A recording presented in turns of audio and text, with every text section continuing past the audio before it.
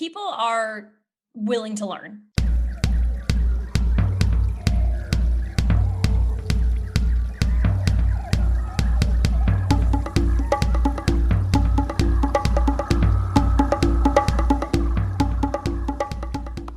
Well, welcome back to the Wild Business Growth Podcast.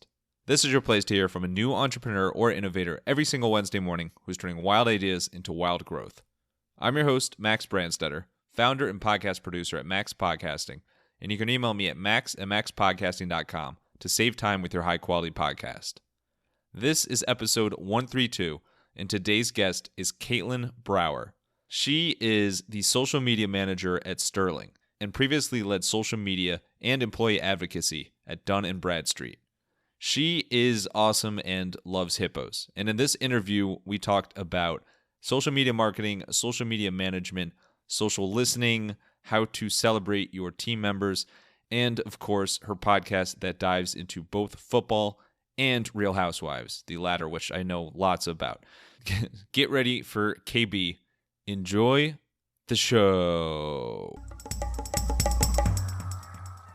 Alrighty, we are here with the real football fan of New Jersey, Katelyn Brower herself. Amazing person in the social media marketing and management space. Katelyn, how you doing today? This is a long time coming. Hey, Max, I'm good. I'm honestly so excited to be here today and be on this podcast. It's, I feel like we have known each other for so long, and I've been loving everything that you've been doing with this. And, week after week, you just have like tremendous people. So I'm truly honored that you asked me to be here today. Oh, well, thank you so much. Okay, that was the perfect testimonial I paid you for, so we can wrap up soon and just give me my check. Yeah, thank you so much. You this has been the most helpful interview. Katelyn, no, this is so cool. I think there's a lot of things in the social media space we're going to get into today, and really appreciate the kind words and all I've learned from you and kind of everything you do in the space. I want to start things off with the tweet that planted the seed for this interview in the first place. So I went back and looked it up. November 9, 2018. That was so long ago. We were about 3 and 4 years old, respectively. But our mutual buddy Joe Martin tweeted out the hippo swag that we sent to him after he was on the Wild Business Growth Podcast. And you responded to his tweet right away and was like, "Oh my God, I love this brand. Hippos are my favorite animal. I love this brand." And of course, that it was a match made in heaven since that. But we connected going back to that. I'm just dying to ask, was that the best moment of your life or what? It definitely was. So obviously my favorite animal is hippo. So anything that's like branded hippos, like you can even like come into my house and like there's a couple of little hippos around, like they're hidden. I like to make it, classy. It's not just a giant hippo when you walk in, but I just love them. So to know that there's a brand out there that, fully went on to, that, I don't know, what is it, like an MO or just like whatever. I loved it so much. And even, later on, like as our relationship grew, you guys sent me some hippo swag for my birthday, and I still have it. I was like, this is the best thing ever. Well, when I envision your house, I just imagine like a giant hippo. Just a giant hippo. Yeah, each leg is like a different room. No, I mean, obviously, my family business, my dad started year I was born, is Hippo Direct. And so I've literally like grown up with hippos. We love hippos. And whenever you connect with somebody online that is a fan of hippos, it's always like this really cool thing. And it's an extra kicker that you're in the social media space as well. Yes. On your end, where did this love affair or affinity for hippos start in the first place? So I think it started back. So my family, we like to take like big trips. And one of the years we went to Ireland. This is like years back. And Ireland does have one of like the biggest zoos in the world. It's like pretty famous. I'm blanking on the name of it, but that was one of the things that we had checked out. Very touristy, I know. And I just remember seeing like, and not many zoos have hippos. Because obviously they are aquatic, massive. So it's very hard to house these animals. So they had them though. And I just remember walking up and just seeing this probably like, I don't know how many like tons these things weigh, but just this big old hippo just sunbathing. And I was like, that is the cutest thing I've ever seen in my life, even though you are ginormous and fat and like oily and gross. But I just from there just became obsessed. And that was so long ago. And I actually was just in St. Louis recently, and they have hippos at their zoo. So it had been so long since I seen a hippo in real life. And I saw them and my heart stopped and I was so happy. And I don't know, I just think they're adorable. Like when they're babies, when they like pygmy hippopotamuses are so cute. I don't know. It's such a weird thing. But it's definitely something unique about me that I like. It definitely is. I like how you described it as they're adorable and also oily and gross. So you know hippos very well, but Yes. always appreciate the hippo love. Let's get to social media management and social media marketing. You obviously did not grow up to, become a full-time hippo or No, hippozoologist, unfortunately. hippologist. I don't know if that's a thing, but you went down the social media route and are doing fantastic there. When was the first moment that you thought social media could actually become a career path? I definitely was, born during an interesting time because, I'm definitely a millennial, so social media is very popular for us right now. But as I was, Eh, venturing just a little bit part of our daily lives. But so like as I was, maneuvering college way back in the day, and nearing my graduation and moving on to the real world, I was actually an English major. I'm big into reading and writing. That's like my true passion. And as I was looking, to see kind of where my next path would be, after graduation, because obviously I couldn't study hippos, I couldn't play lacrosse for a living. I had to like really make some decisions here. I noticed that just a lot of marketing jobs had everything that, strong communication, great written skills, prefer someone with an English lit background or a creative writing background. I also studied publishing and editing. I have a degree in that too. So like I saw a lot of like stuff within marketing and I was like, you know what, like that's interesting. Like I had a lot of friends who either majored in advertising, marketing, or communications. I didn't do that. And I guess I just never really thought that would be something I would do. Obviously, I'm also big into sports. So I was just kind of like to wrap my head around things. So I was applying to jobs, and I actually accepted a job before I graduated. So I was very fortunate for that. And it was in marketing. And I joined a company they had social media, but it wasn't really big and they were trying to expand it. They had just hired a new CMO at the time and a new CEO. And they were like all hands on deck for marketing, all hands on deck for social media marketing. And I definitely want to say like I was just in the right place at the right time. And social kind of fell in my lap. And here we are like over 7 years later. And I've been very fortunate to, manage social and other aspects of marketing for big global brands. That's kind of how it fell in my lap. But I definitely probably could have gone a different direction if I didn't fully love it. But as soon as I started working in social and just saw how powerful it can be, like for a company, I really, really started to love it. And and I don't really see that changing anytime soon. Definitely. But we know social media is going to change constantly because that's what Oh, it does. every day. There's probably something new out there that I have to learn in 5 minutes after this podcast. So Yeah, exactly. Yeah. Sorry in advance. But I think we actually are like pretty much the same age, like graduated same year, high school, college, all that. So like I totally appreciate what you're saying about how much social media like started booming and then has really changed. Like you think about the landscape, when right. we graduated high school and then how much it changed when we graduated college. And now it's like a whole, there's the advertising elements, but also the new platforms and unbelievable how quickly things change and what becomes like the platform and also the business implications of everything. From your standpoint, how has it been evolving from someone who just use social media kind of in their free time or on the personal side to becoming the global lead for, these companies like Dun and Bradstreet, Sterling, making social media such an important part of the company? How's that transition been? Yeah, so it's a very interesting transition, and it's a transition that I have to work at every single day, because when I'm done, when it hits a certain hour and I'm wrapping up for the day, and while I'm not commuting home anymore, I'm commuting from my standing desk over to my kitchen to make dinner, or to my couch to It's a very tough commute these days. to wind down, if you know what I mean. But that is the transition for me when I have to shut off, business social media and work with, my personal social. So I think that, when I was in college, maybe in high school, I took social media probably super seriously. If I didn't get enough likes, or if someone didn't comment on my thing, or if you want to go way back in the day where like MySpace was a thing and I wasn't on someone's top 8, I would get Oh, upset and you I'm take it so sorry. personally. You would take things personally. I actually don't, from a personal standpoint.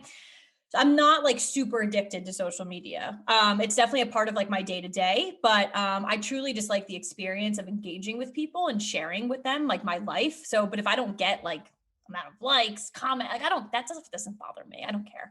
I know some people take it super seriously, but I think I've learned from a business standpoint, that's my goal. That's my objective. So when I clock in and I'm working hard for, for Sterling right now, that's the company I'm at. I have business objectives. I have objectives that I'm pushing the company forward, and I'm truly driving an impact from a social standpoint. So it's completely different because your goals and your objectives are different. So it's not just sharing a really cute picture.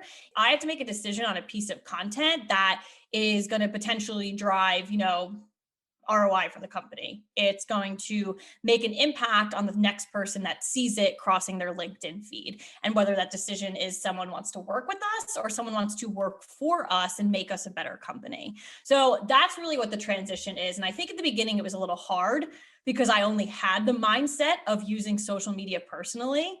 So I was like, oh, like how can we make this fun? And then at that time I was at Dun& Bradstreet, a very old company. And I was like, wait, it doesn't always like relate directly. You don't have to be on Snapchat. You don't have to be on TikTok, like things like that. You have to just kind of find your area and drive the business forward. So it's definitely a unique transition. And I think it's something, unless you work in social media marketing, like you truly will never understand it. And again, like I do the transition every single day. So, but it's definitely a unique one for sure. Yeah, and it's a totally different ball game than using it on the personal side. You Yes. spoke about how impactful, and you've seen it firsthand, social media can be, whether it be from the personal brand standpoint or whether you're, managing the accounts of a company, a giant, sometimes old company. How would you characterize the biggest opportunity that's there when you take social media seriously and use it to better your brand? We're living in, a day, like an age where, everything is digital first. If your company is out there on the right social media platforms at the right times, you're going to be getting in front of those that you need to get in front of. So I always refer to social media as the digital front door for your company. I think back in the day, it used to be the website. You'd Google someone, you'd go over to their website. Nowadays, people are going over to social. I got to find this company on Twitter because I need to either sing their praises or complain about something. So, but it's also true too, if you're on these platforms and making an impact, you're out there listening too. So it's not just, getting tagged in something and, trying to solve a customer service issue or saying thank you to someone for being super nice to you. It's really listening and understanding trends too. So when you're working for a large global organization, so for Sterling, for example, we're background screening and identity services. What's really going on out there in those worlds, in those industries? What are people talking about? What are the latest trends? What are the questions that people have? And making sure that when those questions arise, when those trending topics arise, your brand is at the forefront of it. People are thinking of you right away. So those are major impacts there. I would say that, like, from a personal standpoint, one of the best compliments I think I ever received was when I left Dun& Bradstreet, and I was meeting new people because I was working for a new company, but I was also in New York City. So I was networking a lot with marketers, and I explained my journey, and someone had just gave me kind of like probably like 6 years ago, they didn't really know what Dun& Bradstreet was, but they saw their evolution online happen. And social was a huge part of that. So to hear that, while it took 5.5 years, and it's still, listen, like you said before, social media is changing every day. To hear that someone saw this digital evolution of a brand and social was a part of it was a huge compliment for me. And it was also, it ties back to the impact that social can make for an organization. It's, these brands that we work for, they're household names for many people, but not everyone's a Nike where you see that swoosh and it's Nike. Not everyone's like that. So again, a lot of these brands, a lot of people know them, but not everyone knows them. So to know that social can really help get your company out there and your brand out there at the forefront is just really, it gets me very excited. So Yeah, you can hear it. And I have to correct you. I am a Nike. So maybe not everyone, but I'm definitely a swoosh. What's the approach you take? Like, do you have some, regardless of what company or kind of account you're leading from a social media standpoint, are there some key principles or kind of like a motto that you keep to heart as you approach social media marketing? I really try not to sit down and think of how scary it is that you are the voice of the brand out on social. So that would, every time you post something, it's going in front of millions of people. So I really try not to do that. I kind of stay humble and kind of like stay within my own. But honestly, like the principles are really just, you have to look back at what the business impact is. There's so many shiny new objects when it comes to social media and maybe other parts of marketing.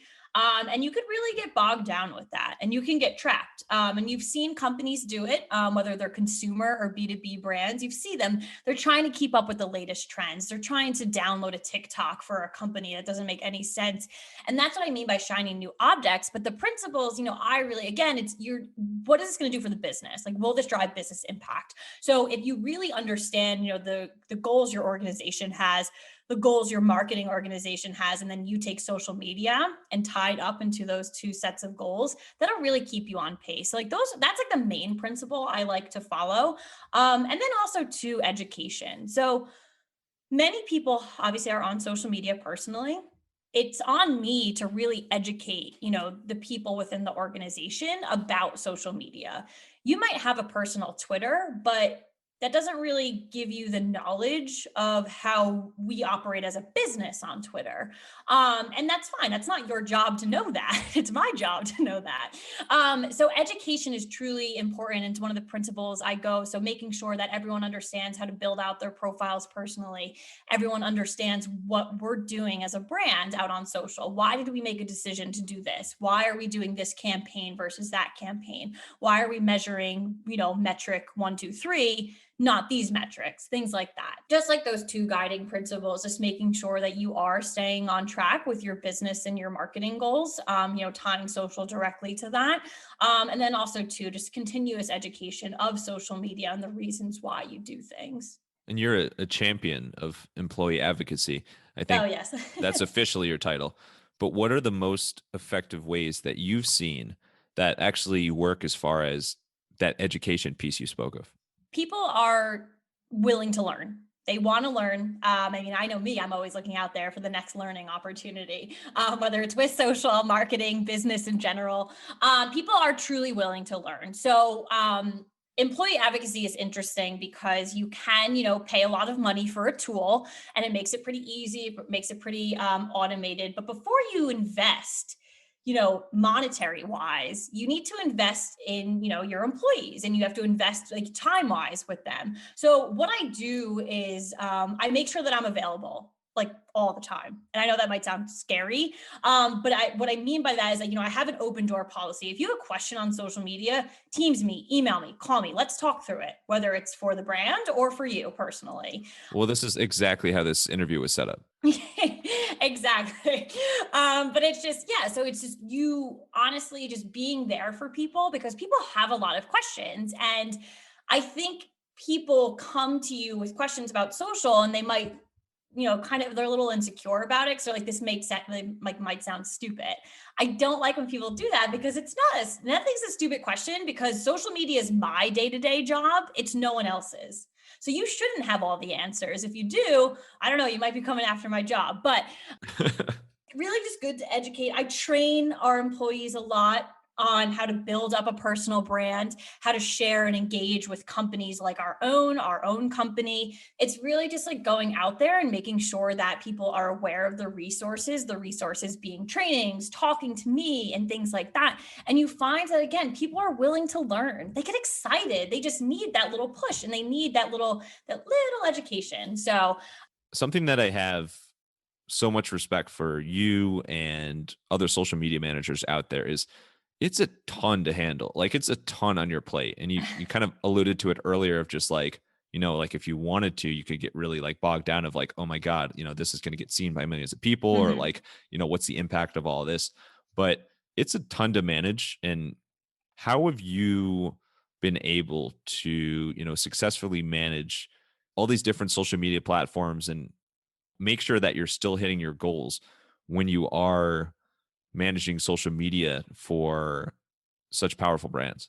Yeah, and I think this is a great question. And it is a I thank question you. that it's a question that's asked a lot. And it's a question that I think social media professionals need to answer more because we do often get looked at as, people who just manage a brand online. And you're right, it is so much more than that.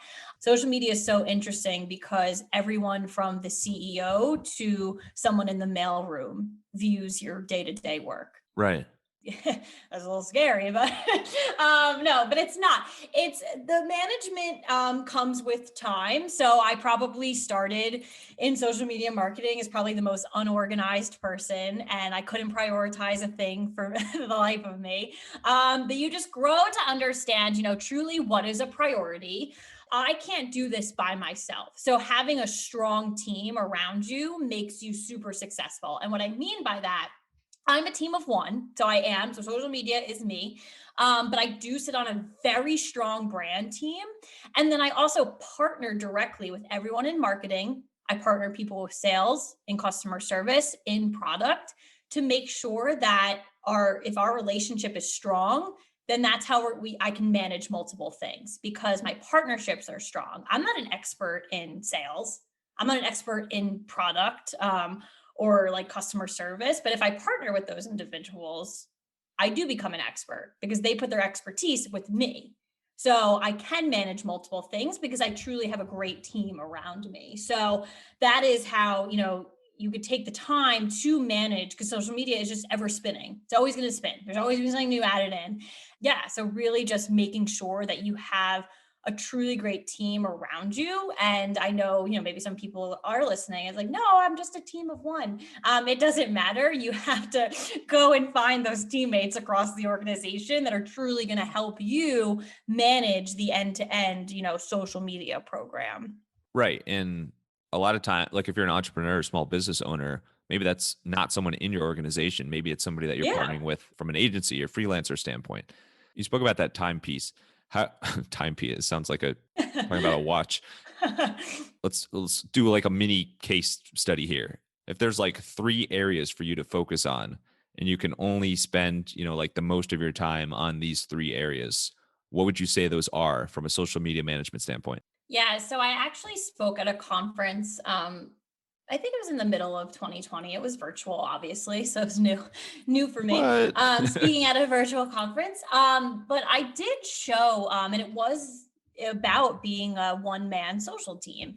And one of my slides did have this grid, and it was all about prioritization and bucketing things that are going to take up a lot of time, things that you can do like right away and just get them off your to-do list. So it's interesting for the organization I work with. We are verticalized, and what that means is that we go to market by industry. So we help out, healthcare, that industry, retail, staffing, the gig economy, things like that. So that's how we go to market. And we have teams dedicated that. It really helps. It showcases our expertise in those areas for our clients for sure. So sitting down, so that's where that partnership comes into play. So if I'm sitting down with those teams and understanding what they have coming down, what their plans are for, say, Q3 of 2021. All right. So here we are now. Do we have a new product? Do we have what type of content's coming? What opportunities do we have? Sitting down, and that'll give you a lot of time because some might be more advanced than others. And if you are listening and you're at an organization, you're like, what does verticalize mean? We don't have that. Think about your product set. What are your priority products? If you have multiple products, prioritizing those, that'll give you more time too to understand, what content are you developing for social? What are you measuring against? What are you going out there and listening for in regards to that? So that helps with time management for sure. You do need to set aside time. I know this is like crazy because you can't set aside time for a fire drill, but fire drills happen. Social media professionals need to be really good at they're looking at their computer and they're currently doing something. But if I look over to my left-hand monitor and something comes up, I need to be able to drop that and move on to this real quickly. But don't forget about what you were working on. So you'll get back to that. And I know that sounds crazy. Like I can't schedule a fire drill for tomorrow at 1 p.m. Eastern, but they're going to happen. So you need to be able to maneuver your calendar and be really quick with things like that because that happens and they take up time. No matter what, if it's a positive fire drill, a negative one, there could be positive fire drills. I can attest to that for sure. Maybe that's a bad way to call them, but we'll call them opportunities. It sounds fun in a weird way. Some of them are fun, some of them are not. But and each organization is different. I can't sit here and be this, general social media, person saying like, this is how you need to prioritize your time. You really need to sit down and understand the priorities of your business, but then also too, because there's another area of like innovating and understanding. So like, what are some new opportunities we can do? If you're looking at analytics, how can we make this better? How can we try something new? Things like that. So it really depends on like what your organization is really prioritizing, marketing too, but to tie it back, like that's where like those partnerships like really come into play. And that's why it's super important to be solid partners with so many people in your organization. And that constant interruption is something that I've struggled with a lot in the past. And I think it's something that obviously, when you're managing something for a brand, if there's something really important, like no questions asked, like you really got to jump on it right away. Yeah. A lot of things are just handled quicker like that. I've kind of taken a different approach since starting Max Podcasting. Like I've really changed up how I approach social media, like on the personal side and kind of the times I look at it, things like that. How do you juggle that need to get into that, what's it called? Like a deep work or like thorough work phase where you're, if you're like planning or brainstorming something, like you really should be focused on that. But then something comes up and you're like, oh, I got to handle that. And then maybe 10 minutes later, oh, I got to handle that right away. How do you kind of manage both sides of that? Yeah, so I'm big into blocking my calendar, and I'm big into to-do lists. So I have to-do list where things can be actually checked off and things that actually probably won't be checked off for a couple of months because they're ongoing projects. They're just evergreen items like social listening or things like that. So I'm big into blocking my calendar when I really need to sit down and do things. And by sit down and do things, it is diving into social listening data, which you can get lost into for weeks on end if you try. So there's so much good stuff out there. It's setting aside time to plan a campaign. So if your company just launched a new ebook, this is what it's going to look like on social for the next 7 to 8 weeks, planning that and offering that. I set aside time. I block my calendar for reporting. So reporting on social takes a lot of time because you have to analyze the data. You're not just exporting a dashboard and sending it off to someone. You really need to sit down and understand because you're going to get questions. So, at the end of a quarter, that's a big time constraint. You got to block your calendar for that. So I'm big into blocking my calendar. Interruptions do happen. But again, you need to learn how to go to the interruption and then come back. And maybe you have to move the coming back to tomorrow or maybe later in the week. I do like to look at my week ahead on Fridays. Fridays are generally slower for me. The afternoons, really start to wind down and I, block my calendar in the afternoon so I can, reset the inbox. Don't like to come back on Monday with something that I haven't answered the week before. You're telling me you don't like to be ambushed by endless emails? No, not a fan of that. And then, so I like to look at the week ahead too. And that's where actually I block my calendar because I think a lot of times we come in on Monday morning and then that's when the meeting flurries come. So if my calendar is already blocked, then you can't send me those meetings. But yeah, so I'm really like big into like those things too. And then again, like the to-do list, it's just really sitting down and like what are like the high priorities that need to get done right away. But then also realizing that there are things that are evergreen that are going on constantly and you might never be able to check them off. And I know people love making to-do lists because they like to check off things. You still need that like that document that's talking about your ongoing items as well. If one of the things on your to-do list is starting a podcast for your brand, email me at max@maxpodcasting.com. We'll save time with your high-quality podcast and give those hours back to you so you can focus it back on your business, your brand, or however else you want to spend your time. Now, shall we switch gears or stay on the same gear? So let's switch gears a little bit, and by that, also stay on the same gear. That makes perfect sense. But let's get to inspiration and creativity. Love to dive into people, hobbies, resources. You mentioned to-do lists. What do your to-do lists look like? Like, is this like a post-it note thing, or is there some sort of software you use for it? No, so I literally use the Microsoft, like what is it called? Like OneNote. I use OneNote. It's nothing. You'd probably see it and be like, what is going on in this girl's head? Because like there's notes, I don't even know, like it's There's crazy. much more than one note. There's a lot of notes in there. I also use Post-its if there's something that I keep forgetting or I just need to keep it in the back of my head constantly. Post-it note on the laptop works. And I also too, and I'm not recommending this, but it works for me and I don't know how. I store a lot of things that I need to do in my head. I know that sounds crazy. And like some people are probably like, what? Like, how do you not forget things? I don't know. And sometimes I do, and like I'll kick myself for it. That's why I've gotten better at to-do lists. But yeah, a lot of it is in OneNote, Post-its, and in my noggin. So Yeah, there's certain things that it sounds funny, but no brainers. Like you can just keep them in your head and not worry about it yeah, too much. But then there's definitely other things that like there's so much peace of mind when you at least write it down in some right. fashion. And this is something that like when I first started the podcasting business, I was kind of doing a lot of it in my head. And then I would like start getting new clients and I'd be like, okay, I know what I need to do for this client next.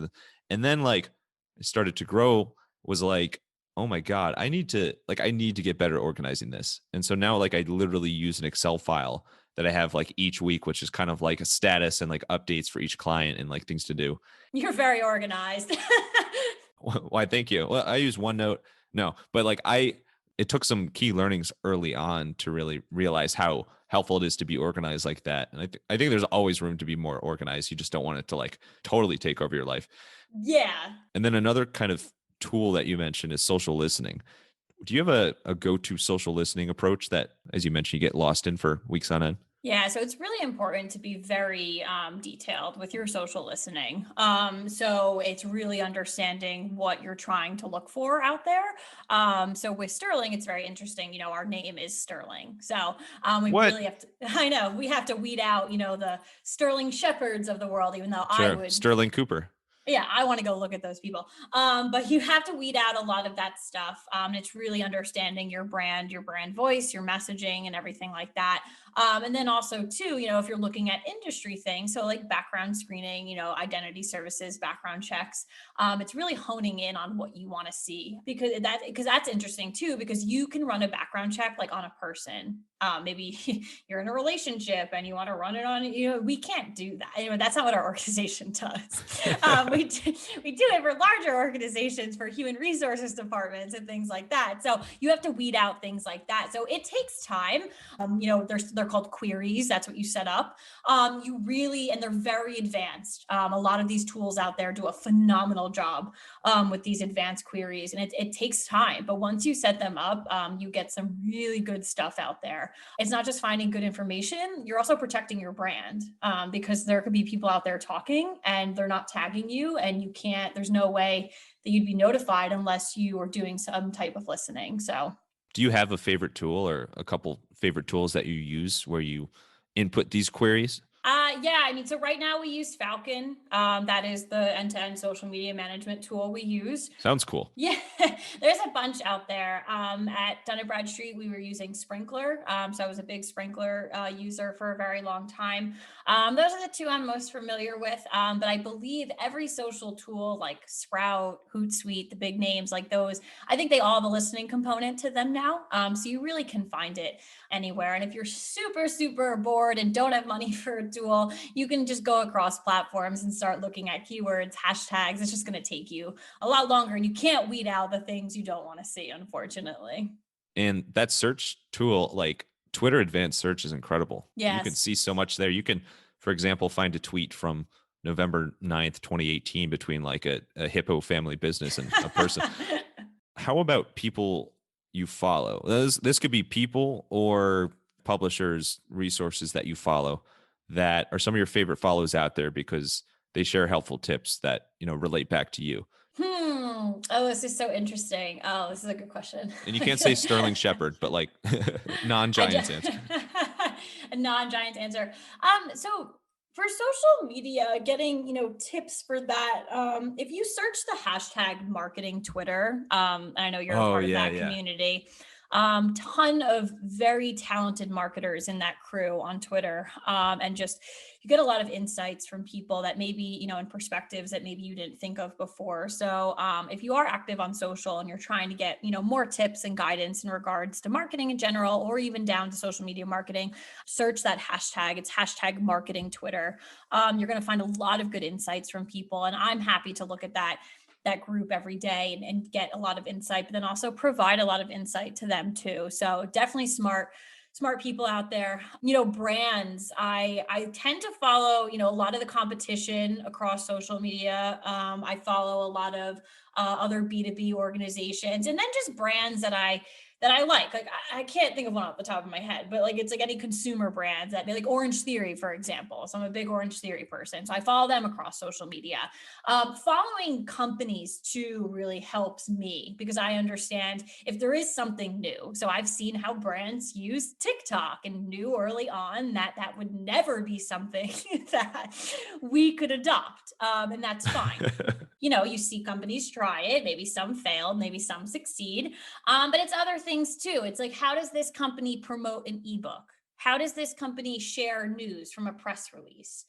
It's really gaining that insight too. And I like to follow a mix because while I do work for a B2B brand, it is interesting to see how other industries, how consumer brands are doing things.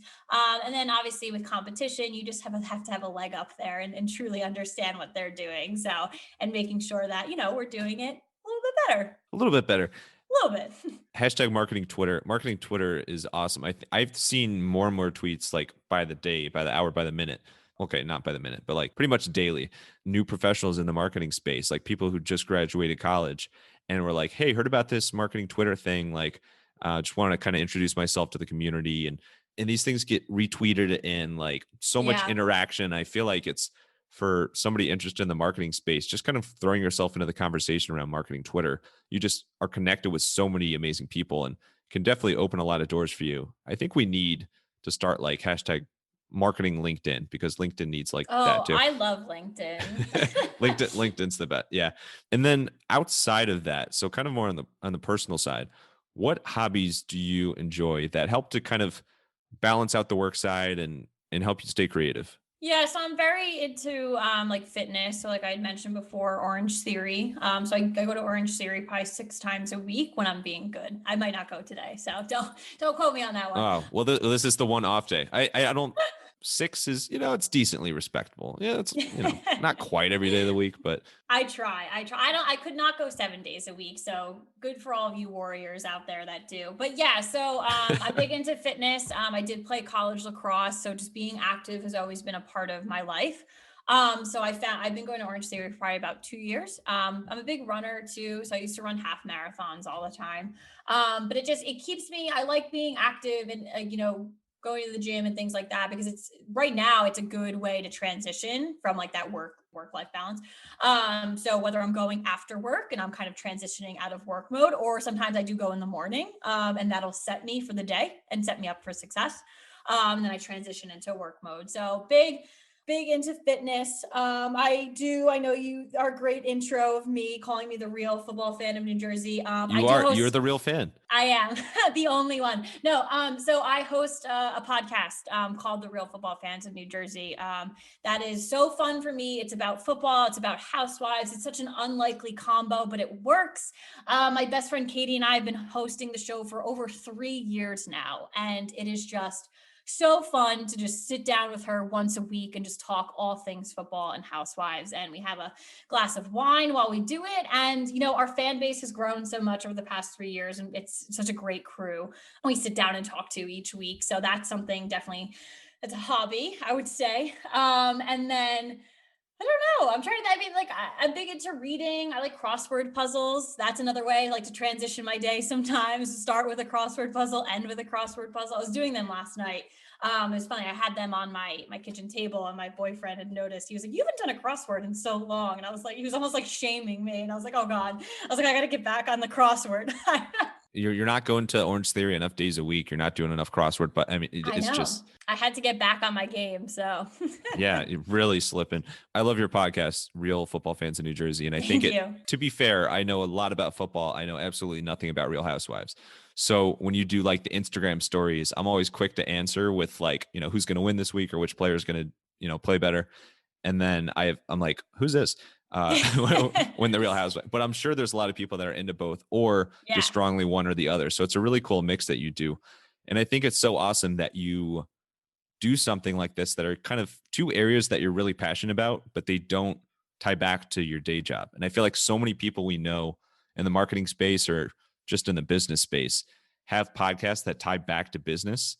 And it's really, really cool when somebody steps outside of that as well and does something.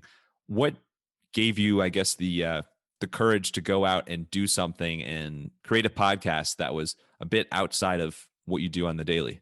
We actually had people tell us to do it. Given, it's interesting too for, two females to be on camera talking about football. So that gave us like a leg up in a bunch of areas. Katie and I we've been best friends since we were born. So our friendship has spanned over 29 years, which is great. And we just always get together and just talk about these things, and people would listen to us, whether it was out at a bar or at parties or just at family gatherings. And just so many people you guys should start a podcast. You guys are so knowledgeable in like both these spots. So it basically just stemmed from that. Like, why don't we just put our friendship on camera? That's basically what it came down to. And so we started as a live show and then got the feedback like, listen, can you turn this into a podcast? I don't have time to watch you guys live, things like that. So we've been a podcast probably for a year and a half, 2 years now. So, but you can still watch us live. We still like to go live and interact with our audience in real time, which is great. So we still do that, but then it gets turned into a podcast too. So people can listen to it on the go. And yeah, that's kind of how we started it. And it helps too. Given that I work in social media, so the promotional aspect, I do a lot of it. It's like all the technical and promotional aspects, like I work on. And then Katie's a great partner where she comes up with a lot of the content, our scripting, things like that. And it's got to be such a creative outlet and like de-stressor for you. I mean, you can feel like just listening or watching, you can feel how much fun you have doing it. So I love that that's kind of like a part of your story.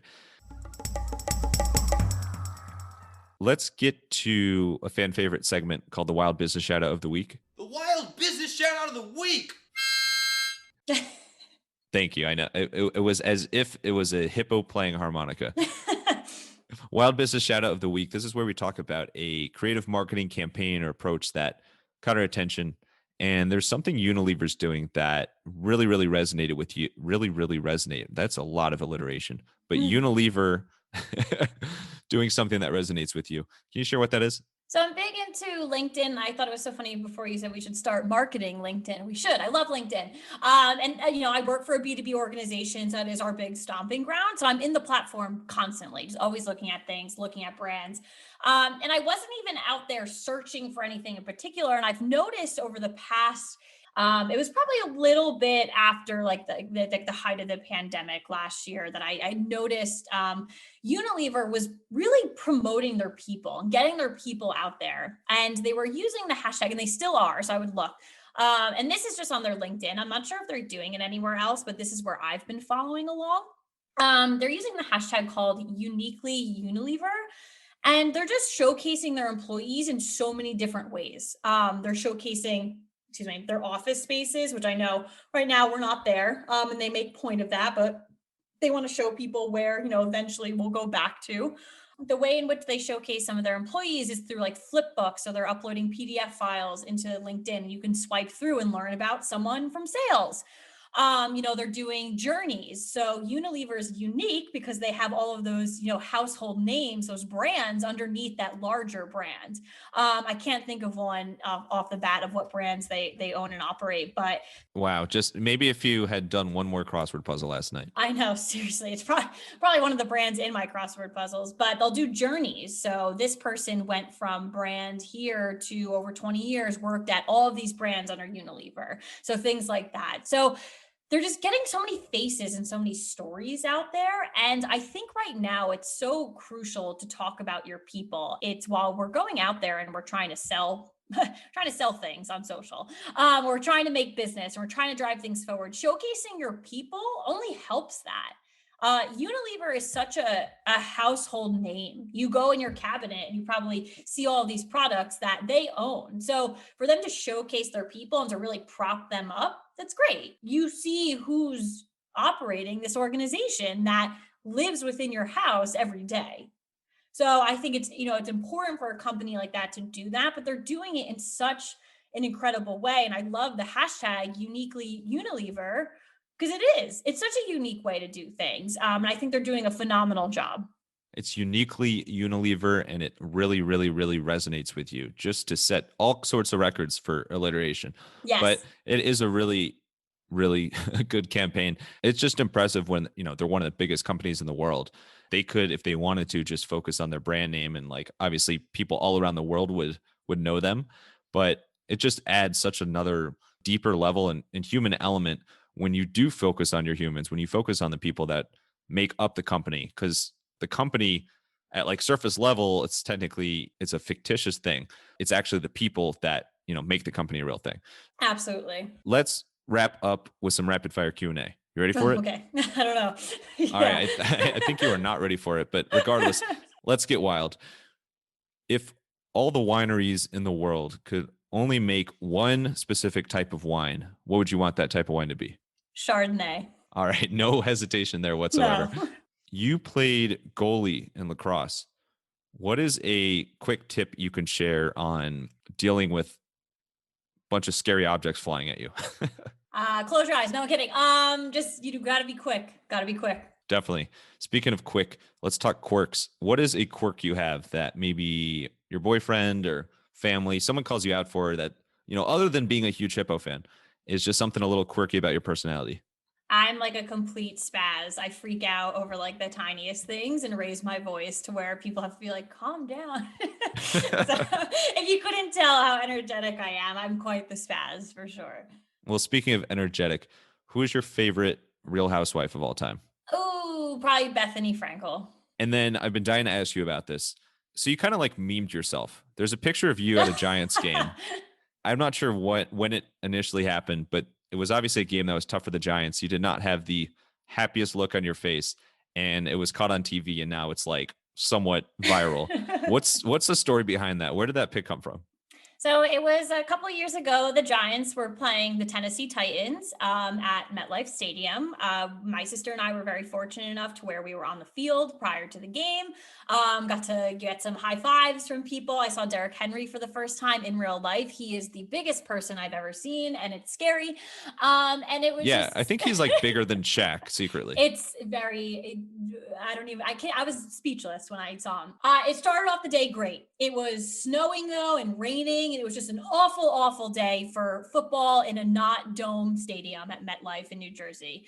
And the Titans just came in and washed out the Giants. It was completely miserable, but we had phenomenal seats. We weren't trying to leave. You could see my sister and I were in ponchos, but underneath those ponchos, we're wearing like 20 layers of clothing because it was free. It was raining, snow. It was freezing, awful December day.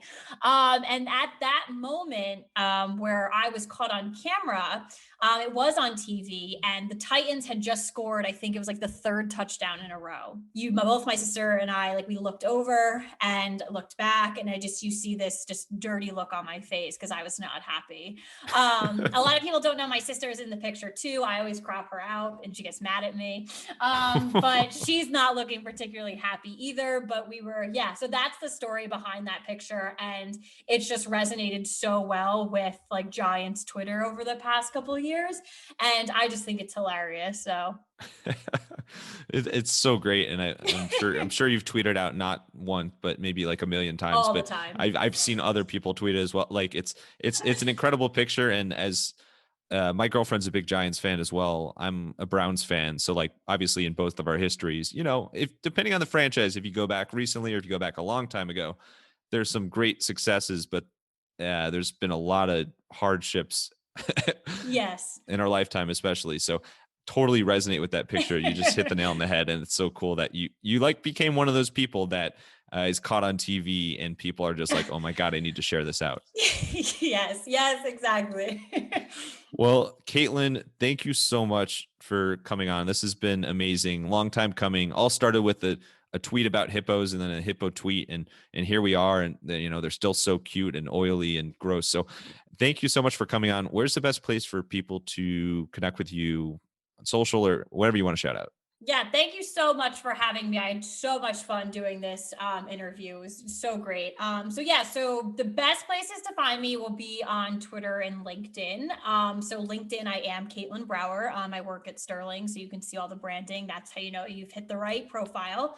And then for Twitter, my handle is at Katelyn Brower _. So those are the two best places. I am, like on Instagram, if you want to find me, you can, but like, I don't know.